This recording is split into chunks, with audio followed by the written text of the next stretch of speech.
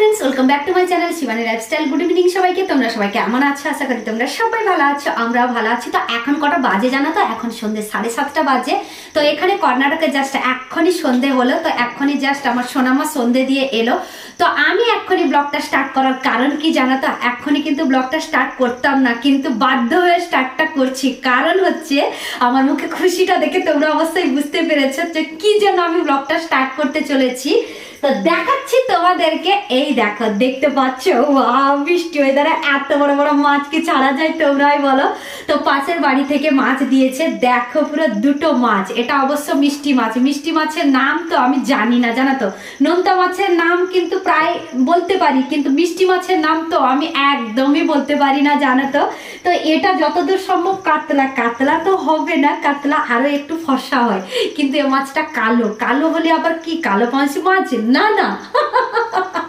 তো তোমরা গেস্ট করে বলো তো।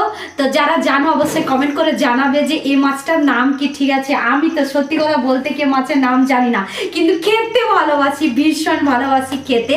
অনেক দিন পর আজকে মাছ এলো বাড়িতে, তো তোমাদের সঙ্গে সেটা না শেয়ার করলে কি হয়? তোমরাই বলো।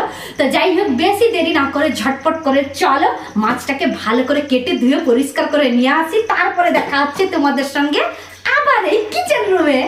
মাছ কেটে ধুয়ে পরিষ্কার করে নিয়ে চলে এসেছি। এই দেখো, আর এপাশে মাছের বীজটা বেরিয়েছে, দেখেছো তো? বড় মাছটাতে এতগুলো বীজ বেরিয়েছে। ঝটপট করে লবণ হলুদ মাখিয়ে দেব। আর দুপুরে যে রান্না করেছিলাম তো সে তরকারিও আছে, ভেন্ডি আর আলু তরকারি তো বানিয়েছিলাম, আগের ব্লগে তোমাদের সঙ্গে শেয়ার করেছি। তো ভেন্ডি আলু তরকারি আছে, পাশের বাড়ি থেকে সম্বরও দিয়েছে, সেটাও তরকারির সম্বর। তরকারি মানে কি কানাডা ভাষায় সবজিকে তরকারি বলে জানো তো, আর আমরা বাংলা ভাষায় তরকারিকে তরকারি বলি জানো তো। তো সেই জন্যই বলছি। তো পাশের বাড়ি থেকে সবজির তরকারি দিয়েছিল, আমাদের বাড়িতে ভেন্ডি তরকারি আছে, তাই ভাবছি সোনামা তো মাছ মানে ওকে না দিলে নয়, ভীষণ খুশি হয়েছিল মাছটা দেখে, ওর জন্য ভাজি করে দেব। আর বাকি মাছটা কোথায় রাখবো জানো তো? বাড়িতে যদি ফ্রিজ থাকতো তাহলে রেখে দিতাম জানো তো। তো যাদের বাড়ি থেকেই মাছ দিয়েছে তাদের বাড়িতে ফোন করেছিলাম আর জিজ্ঞেস করেছিলাম প্রথমে, ওদের বাড়িতে ফ্রিজ আছে।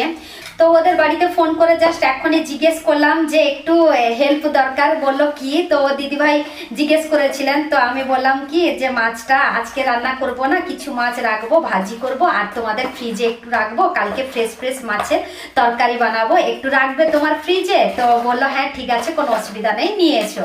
তো আমি তো ভীষণ খুশি হয়ে গেলাম। যাই হোক, এখনই রান্না করব না, এখনই দুটো ভাজি করে নেব, কালকে মাছের টক বানাবো ফ্রেশ ফ্রেশ মাছ দিয়ে, আজকে সোনামার জন্য ভাজি করে নেব। তো তোমাদের সঙ্গে কথা বলতে বলতে এপাশে মাছে লবণ হলুদ মাখানো হয়ে গেছে, শুধু একটা ডব্বাতে ভরে নিয়ে ওদের বাড়িতে যাব। তো বীজটাতেও লবণ হলুদ মাখানো হয়ে গেছে, দেখো। কালকেই বীজ ভাজবো আর কালকেই মাছের টক বানাবো। তো চলো বেশি দেরি না করে, এমনি রাত হয়ে গেছে, আজকে না মেন কথা রাত হয়ে গেছে। এই মাছটা কেটে ধুয়ে পরিষ্কার করে নিয়ে আসতে 7:30 থেকে 8:30 বেজে গেল, মানে 1 ঘন্টা হয়ে গেল শুধু মাছটা আজকে পরিষ্কার করতে জানো তো। তো যাই হোক, এটা ঝটপট করে একটা ডব্বাতে ভরে নিয়ে যাব পাশের বাড়ির ফ্রিজে রেখে দেবো। সমস্ত মাছ ফ্রিজে রেখে দিয়েছি, বাকি দুটো রেখেছি, দেখো এখনই ভাজবো। সোনামার জন্য একটা ভাজবো, আমার জন্য একটা ভাজবো। আমার অবশ্য খিদে নেই জানো তো, কিন্তু সোনামার পাশে না খেতে বসলে ও খাবে না, সেই জন্য ভাবলাম যে দুজনের জন্য দুটো ভেজে নেব। আর তোমরা বিশ্বাস করবে না, এই দেখো পাশের বাড়ি থেকে যে সম্বর দিয়েছিল সবজি দিয়ে, ওটা আছে। আর একটা কি আলাদা রকমের সম্বর দিয়েছিল, মানে এটা শুক্কা শুক্কা বানিয়েছে, তো এটা আছে। বাড়িতে যে ভেন্ডি তরকারি বানিয়েছিলাম, এই দেখো ভেন্ডি আর আলু তরকারি যে বানিয়েছিলাম, এটাও আছে।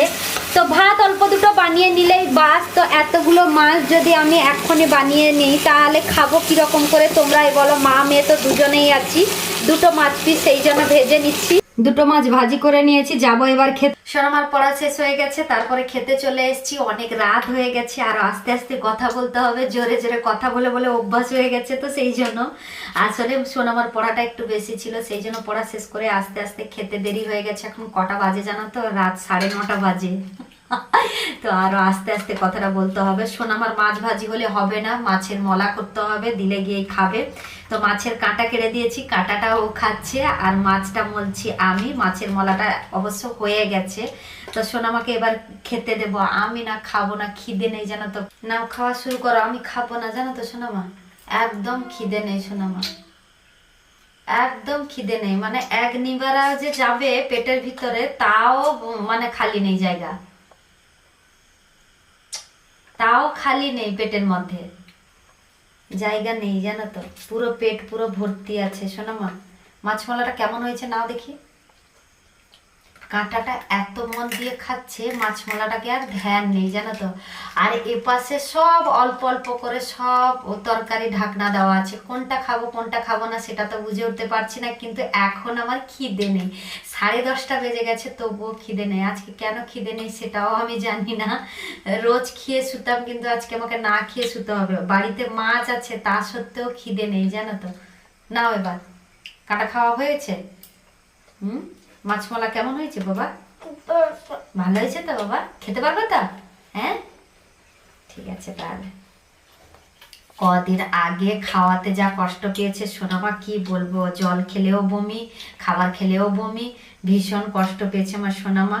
যাই হোক এখন সুস্থ আছে, দুগাল খেতে পারছে, এইটাই আমার কাছে কি খুশি, এইটাই আমি ভীষণ খুশি সোনামা জানো তো। না, সবগুলো ভাত খেতে হবে কিন্তু, সবগুলো ভাত খেতে হবে কিন্তু।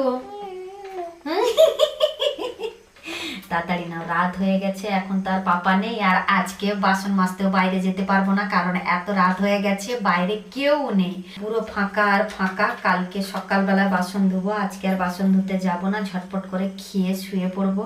আমি খাবো না, সোনামাকে খাইয়ে দিচ্ছি, খেয়ে নাও, কালকে আমি খাবো, ঠিক আছে? না, এ তরকারিগুলো খাবে না তো সোনামা? খাবে না? আর না বলছে, তাহলে এতগুলো তরকারি কি করবো সোনামা? কালকে মাছ তাহলে আর বানাবো না, এই তরকারি গরম করে রাখবো, কালকে আবার খাবে। সোনামার কোনো প্রবলেম নেই, দেখেছো, কোনো ঝামেলা নাই, যা খেতে দিলে চলবে, না খেতে দিলে চলবে, তার ইচ্ছা অনিচ্ছা কিচ্ছু নেই, নাকি সোনামা? সেটা তো সোনামা। এ বাবা, কেমন করে মজা নিয়ে নিয়ে খাচ্ছে দেখো, এ বাবা। যাই হোক, আমার সোনামাটা খুশি হয়ে খাচ্ছে, এইটাই আমাকে খুশি লাগছে, আর কিছু না। ওগুলো মা আমার খাওয়া দাওয়া শেষ করে গুছিয়ে দিয়ে বিছানায় চলে এসেছি, বিছানাটা করে নিয়েছি, শুধু মশারিটা খাঁচাতে বাকি আছে। তো যাই হোক, আজকের ব্লগটা এই পর্যন্ত। তোমাদের যদি ভালো লেগে থাকে তাহলে তোমরা লাইক করবে, কমেন্ট করবে, শেয়ার করবে, সাবস্ক্রাইব অবশ্যই করবে। যারা আমার চ্যানেলে নতুন আছে প্লিজ তারা সাবস্ক্রাইব করে আমাকে সাপোর্ট করো। সবাই ভালো থেকো, সুস্থ থেকো। আবার কালকে নতুন একটা ব্লগ নিয়ে তোমাদের সামনে চলে আসবো। সবাইকে গুড নাইট, বাই।